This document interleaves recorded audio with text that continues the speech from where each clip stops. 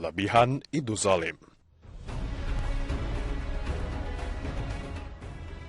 Di masa reformasi, di era yang jamak disebut transisi menuju demokrasi ini, kita merasa boleh berbuat sekehendak kita. Ibarat burung yang baru lepas dari sangkar otoritarianisme Orde Baru, di masa reformasi ini kita merasa bebas mengepakkan sayap untuk terbang kemanapun. Tak peduli kita terbang menabrak kiri kanan. Ibarat anak sekolahan yang diseragamkan politik uniformitas Orde Baru. Begitu tamat di masa reformasi, kita merasa harus berbeda. Asal berbeda, semakin hebat. Walhasil reformasi ialah era ketika kita merasa bebas berbuat suka-suka demi memenuhi ego kita. Ketika kita berbuat sesuka hati tanpa memedulikan orang lain, itu artinya kita telah berpikir, bersikap, dan bertindak berlebihan. Di masa pemilihan kepala daerah atau pilkada, sikap dan perbuatan berlebihan semakin kasat mata.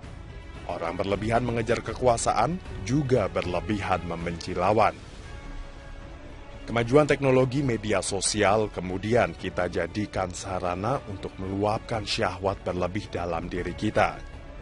Ketika di negara lain media sosial dikatakan memantik demokrasi, di sini ia menjadi sarana melampiaskan kebencian. Tengoklah bagaimana di media sosial orang kelewatan, sungguh kelewatan, membuli, menyerang, mempermalukan, menzolimi, memanipulasi, bahkan berbohong untuk memojokkan lawan sekaligus membela kawan di pilkada. Sungguh sebuah ironi besar. Di penghujung era Orde Baru, rakyat menuntut demokrasi, tetapi kita demokrasi direngkuh. Masyarakat pula yang mencederainya dengan pikiran, sikap, dan perilaku berlebihan. Celakanya, perbuatan yang terbilang berlebihan dan menodai demokrasi itu seringkali dilakoni atas nama agama. Padahal seperti kata Kiai Haji Mustafa Bisri, agama terang benderang melarang umat berbuat berlebihan. Karena berlebih-lebihan itu orang tidak bisa berpikir adil, tidak bisa istiqomah, tidak bisa objektif. Jadi selama kita masih bersikap berlebih-lebihan dalam segala aspek kehidupan, sangat sulit bagi kita untuk berpikir jernih, kata Gusmus dalam wawancara dengan media Indonesia. Tidak bisa berpikir adil artinya zalim. Berbuat berlebihan kepada lawan dalam pilkada sama dengan menzolimi lawan tersebut. Padahal kita harus memperlakukan orang secara adil, sekalipun orang tersebut tersangka atau orang yang berbuat salah. Berlebih-lebihan menggunakan isu agama atau SARA dalam pilkada juga mencerminkan sebuah demokrasi yang mengalami disorientasi.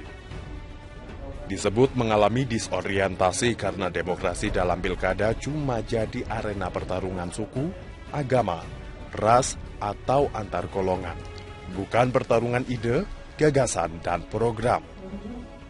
Itulah sebabnya tokoh agama menyerukan pilkada tanpa SARA. Penggunaan isu SARA dalam pilkada hanya menghadirkan perpecahan dalam masyarakat Indonesia yang majemuk, dan perpecahan itu menunjukkan kemunduran. Hanya pertarungan ide, gagasan, dan program yang bisa mendatangkan kemajuan. Oleh karena itu sudahilah pikiran, sikap, dan perbuatan berlebih-lebihan dalam pilkada. Sekali lagi, berlebih-lebihan itu tidak proporsional, tidak adil, zalim. Berlakulah adil sejak dalam pikiran.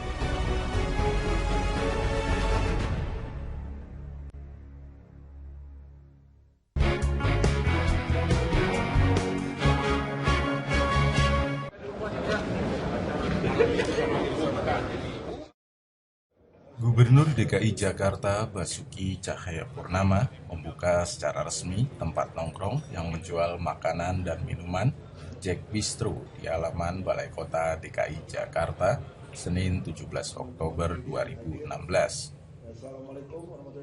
Jack Bistro merupakan sebuah model warung kecil sebagai tempat berjualan makanan dan minuman di sepanjang Jalan Jenderal Sudirman hingga Jalan MH Tamrin.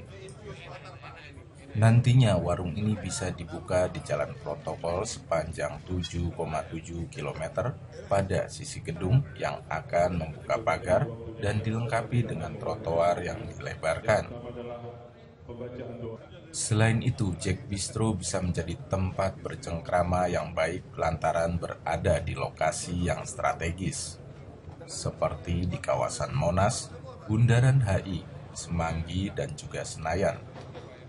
Dengan demikian, ke depan bila MRT sudah beroperasi, maka pengguna jasa transportasi ini dapat memanfaatkan warung ini.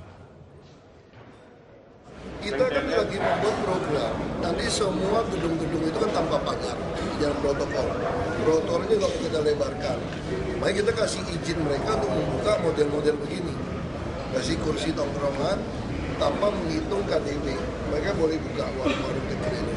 Misalnya Sarina udah mulai buka yang martabak. Nah, kalian bisa bayangkan nanti 7,7 km dari Monas sampai ke Patung Pemuda Senayan. Sepanjang itu orang bisa buka tempat seperti ini. Lalu dinding-dinding bisa pasang LED. Trotoarnya lebar. Ada bus lagi, bolak-balik. Titiknya bagus. Ada Monas, ada Bundaran HI, ada Semanggi. Tapi Semanggi jadi tempat atraksi yang bagus dengan lampu yang baik. Setelah dia jadi akan baik. Lalu ada Senayan. Nah, ini kita mau ada hutan kota lagi dibangun. Ini akan membuat tempat tongkrongan yang baik.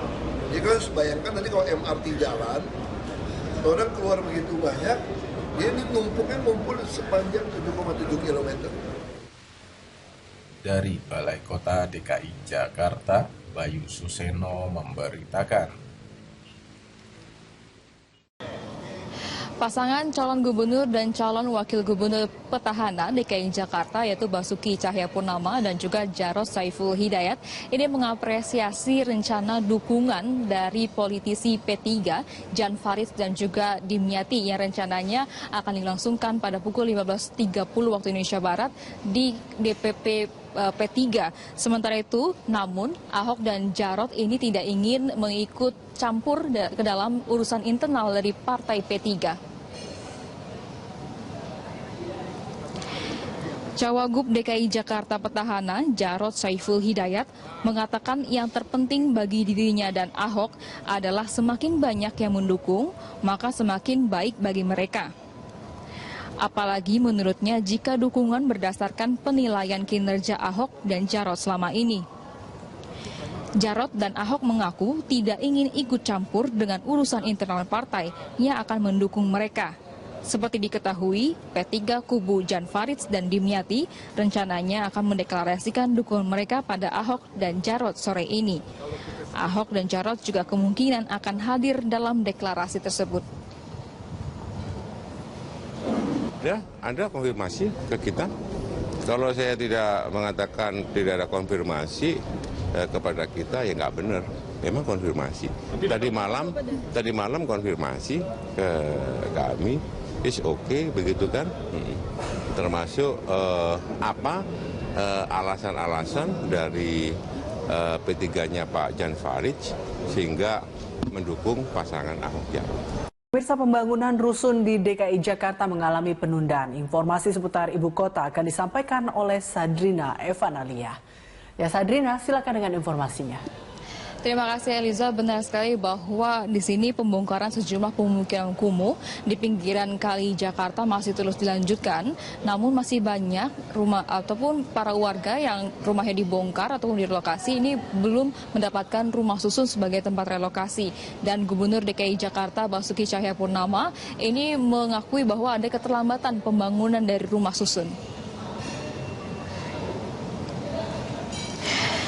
Keterlambatan pembangunan tersebut karena ada beberapa kontraktor yang tidak bekerja dengan benar menurut dari Basuki Cahayapurnama atau Ahok. Sejumlah kontraktor memasang pondasi tidak sesuai prosedur sehingga akan mengakibatkan kebocoran pada pondasi. Oleh karena itu, Ahok memilih membatalkan pembangunan daripada membuat rusun dengan pondasi yang rusak. Perbaikan rumah susun dinilai akan lebih berat dan memakai biaya lebih banyak dibandingkan dengan mengundur pembangunan.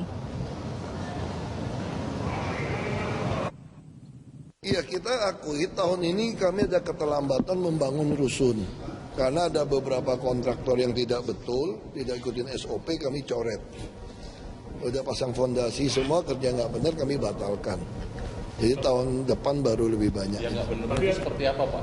Ya cornya, ada kertasnya, ada plastik, macam-macam kita temukan di lapangan. Nah, kita ada anak magang mulai turun. Terus ada tembok yang nggak ada besi yang kuat, dia goyang macam-macam. Itu kalau diteruskan, 1 tahun bocor. Nah, mereka selalu ngancam kita kan, Anda terlambat dapat rusun, atau Anda mau terima kami. Saya bilang saya lebih baik nggak ada rusun. Karena kalau ada rusun bocor, berat perbaikannya.